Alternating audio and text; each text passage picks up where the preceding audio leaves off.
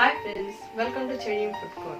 இன்னி நம்ம சேனல்ல ஒரு சூப்பரான சுவையான அல்வா பார்க்க போறோம். என்ன அதுன்னா வீட் ரவா அல்வா. வாங்க அதை எப்படி செய்யணும்னு பார்க்கலாம். கோதுமை ரவா அல்வா செய்ய தேவையான பொருட்கள்: கோதுமை ரவா 1 கப், வெல்லம் 1.5 கப், நெய் 5 டேபிள் ஸ்பூன், பால் 1 கப், தண்ணீர் 2 கப், முந்திரி திராட்சை தேவையான அளவு, ஏலக்காய் பவுடர்.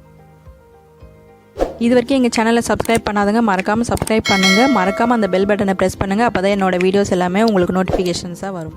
அடுப்பில் பேன் ஒன்று வச்சுட்டு சூடாகட்டும். நெய் 1 டேபிள் ஸ்பூன் நெய் ஊற்றிட்டு முந்திரி திராட்சை வறுத்து எடுத்துக்கலாம். முந்திரி கொஞ்சம் நல்லா ப்ரௌனாக எடுத்துக்கோங்க, அல்வாவில் சாப்பிடும் போது டேஸ்டியாக இருக்கும். முந்திரி எடுத்தோட திராட்சை போட்டு எடுத்துக்கலாம். திராட்சை கொஞ்சம் பலூன் மாதிரி வரும்போது எடுத்துடலாம். அதை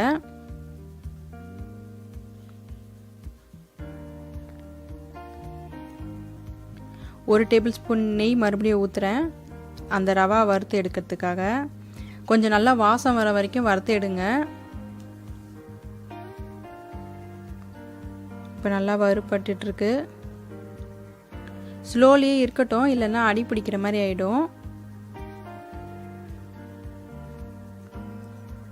இப்போ நல்லா வறுத்தப்புறமா பால், நான் வந்து 1 கப்பு பால் 2 கப்பு தண்ணி ஊற்றிருக்கேன். 1:3. இதில் வந்து நீங்கள் 3 கப்பு தண்ணியை கூட ஊற்றலாம். பால் ஊற்றினா கொஞ்சம் நல்லா டேஸ்டியாக இருக்கும், அதனால் 1 கப்பு பால் ஊற்றுறேன் நான்.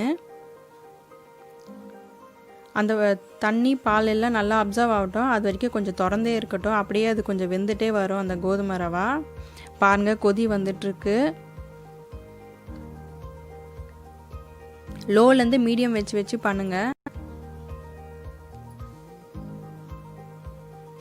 நல்லா கிளறி விடுங்க நடுவில்.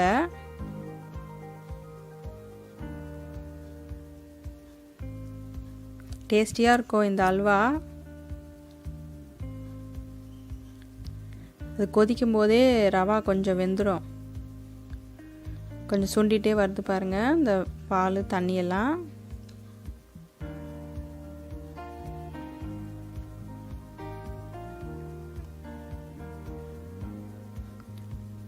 நான் லோ மீடியம்லேருந்து மாற்றி மாற்றி வச்சிட்ருக்கேன், ஃபுல்லாக வைக்கக்கூடாது.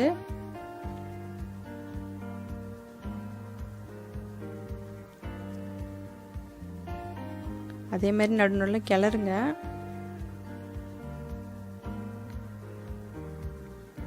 இப்போ நம்ம மூடி போட்டு வச்சிடலாம். நல்லா வேகணும் அந்த கோதுமை ரவா.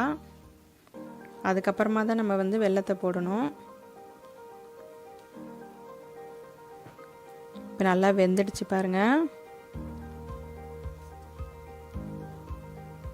இப்போது வெல்லத்தை போடலாம். நம்ம சர்க்கரை கூட போடலாம், ஆனால் வெல்லம் போட்டால் இன்னும் நல்லா ருசியாக இருக்கும். அதனால தான் நான் வெல்லம் போட்டிருக்கேன். வெல்லம் வந்துட்டு ஒவ்வொருத்தவங்களுக்கு ஒவ்வொரு மாதிரி இருக்கும். வெள்ளையாக இருக்கும், கொஞ்சம் டார்க்காக இருக்கும். அதனால் தித்திப்பு நீங்கள் பார்த்துக்கோங்க. எனக்கு 1.5 கப்பு ஆச்சு வெல்லம்.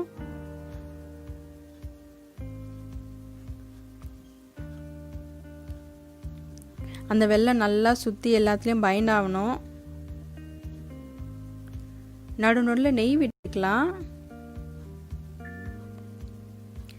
முந்திரி திராட்சை அந்த ரவா எல்லாத்துக்கும் சேர்த்து எனக்கு 5 டேபிள் ஸ்பூன் நெய் ஆச்சு.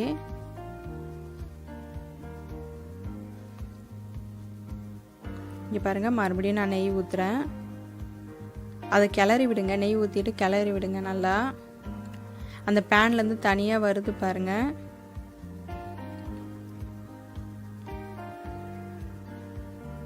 நல்லா கிளறி விட்டிங்கன்னா அப்படியே ஒன்றா சேர்ந்து வருது பாருங்கள்.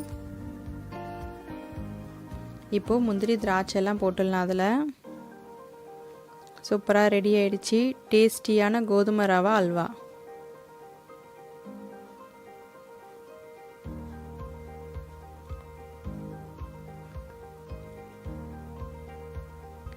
இது எல்லா ஏஜ் ஆனவங்களும் சாப்பிட்லாம்.